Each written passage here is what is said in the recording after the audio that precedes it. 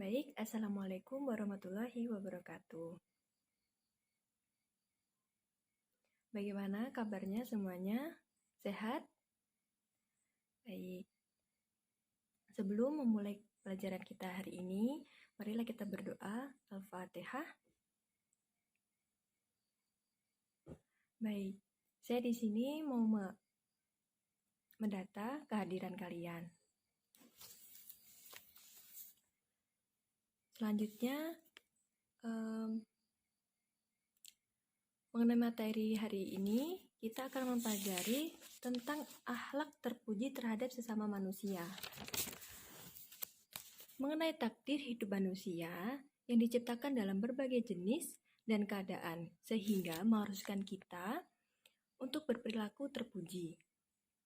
Seperti disebutkan dalam surat Al-Quran, surat Al-Hujurat ayat 13, yang artinya, "Hai manusia, sesungguhnya kami menciptakan kamu dari seorang laki-laki dan seorang perempuan dan menjadikan kamu berbangsa-bangsa dan bersuku-suku, supaya kamu saling kenal mengenal. Sesungguhnya, orang yang paling mulia di antara kamu di sisi Allah ialah orang yang paling takwa di antara kamu. Sesungguhnya, Allah Maha Mengetahui lagi Maha Mengenal."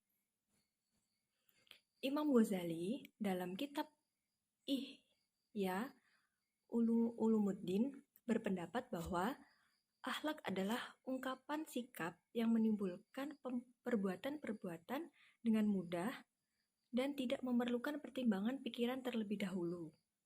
Berarti akhlak seseorang akan tampak lewat kebiasaan hidupnya jika seseorang telah terbiasa bersikap baik, maka akhlaknya menjadi baik pula. Sebaliknya, jika seseorang terbiasa bersikap buruk, maka akhlak yang dia miliki adalah akhlak yang tidak terpuji.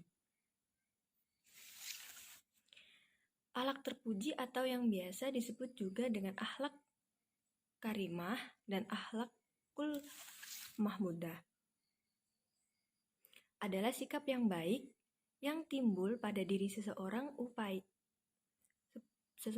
lewat upaya pembiasaan diri dalam hal kegiatan sehari-hari kita seperti biasa.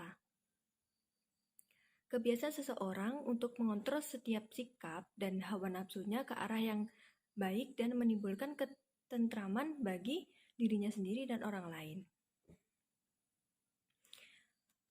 Selanjutnya, macam-macam akhlak terpuji terhadap sesama. Yang pertama, husnuzon. Pengertian husnuzon adalah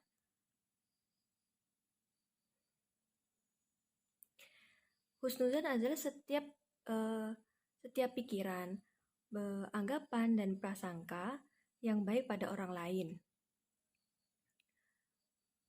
Kebiasaan berhusnuzon atau berprasangka baik adalah hal yang terpenting.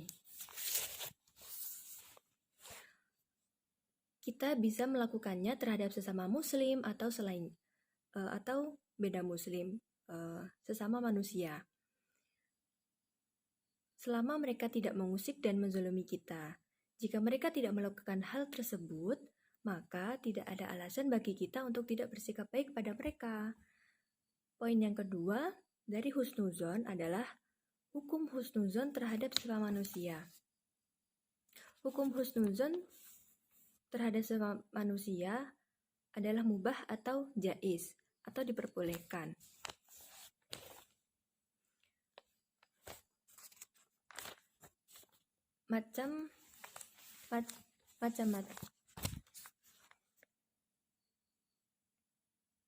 Dampak kita berperilaku atau memiliki sifat husnuzon adalah: yang pertama, terjalinnya ukhuwah yang mantap antar sesama muslim. Yang kedua, mendapat timbal balik yang baik dari orang lain yang telah kita husnuzoni. Macam yang kedua dari akhlak terhadap sesama adalah tawadu. Arti tawadu adalah rendah hati atau merendahkan diri. Secara istilah, tawadu adalah sikap seseorang yang senantiasa merendahkan diri dan hatinya di hadapan Allah Subhanahu wa Ta'ala. Tawadu merupakan sikap yang wajib dimiliki oleh setiap muslim. Selain menjadi bukti iman kepada Allah Subhanahu wa Ta'ala, sikap ini juga akan melahirkan sikap rendah hati pada sesama manusia.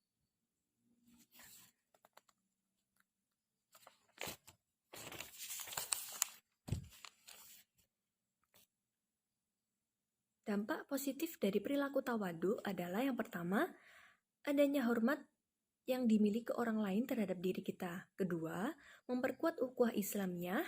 Ketiga, menimbulkan simpati dari orang lain. Keempat, mengangkat derajat kita di hadapan Allah Subhanahu wa Ta'ala. Poin yang ketiga dari macam-macam akhlak kepada sesama adalah tasamuh. Tasamuh adalah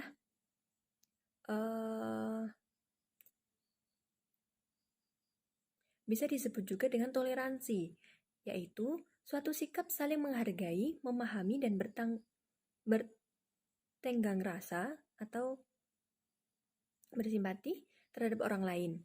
Sikap ini muncul dari hasil interaksi yang baik antar manusia.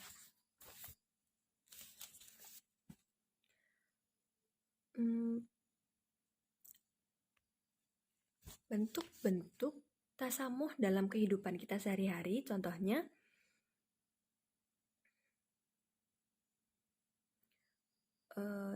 menghargai pendapat orang lain meski kadang berbeda dengan pendapat kita, menjaga ketentraman dan keamanan orang lain, dan lain sebagainya.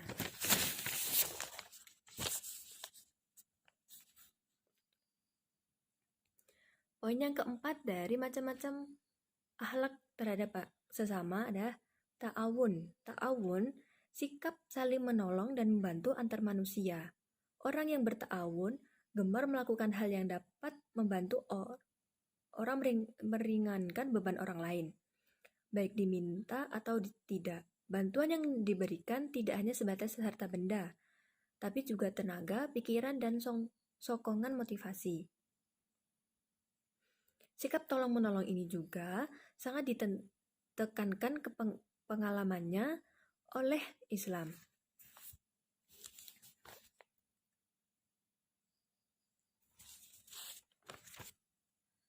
Baik, cukup sampai sini materinya. Apabila ada pertanyaan, silakan bertanya. Baik. Kita sebagai sesama muslim, sesama makhluk Allah, sesama makhluk yang mentapati alam semesta ini, kita harus memiliki sifat yang terpuji, yang baik terhadap sesama manusia, sesama makhluk hidup. Karena apabila kita tidak saling membantu atau tidak saling mengerti toleransi terhadap sesama manusia, kita pasti akan apabila kita ingin meminta bantuan terhadap orang lain, pasti kita akan kesulitan. Kita akan meminta bantuan ke siapa apabila kita tidak merespon atau kita tidak peka terhadap orang lain, tidak peduli dengan terhadap lingkungan kita sendiri. Baik, cukup materi kita hari ini. Terima kasih untuk kehadirannya hari ini. Semoga pembelajaran kita hari ini bermanfaat. Billahi taufiq wal hidayah. Wassalamualaikum warahmatullahi wabarakatuh.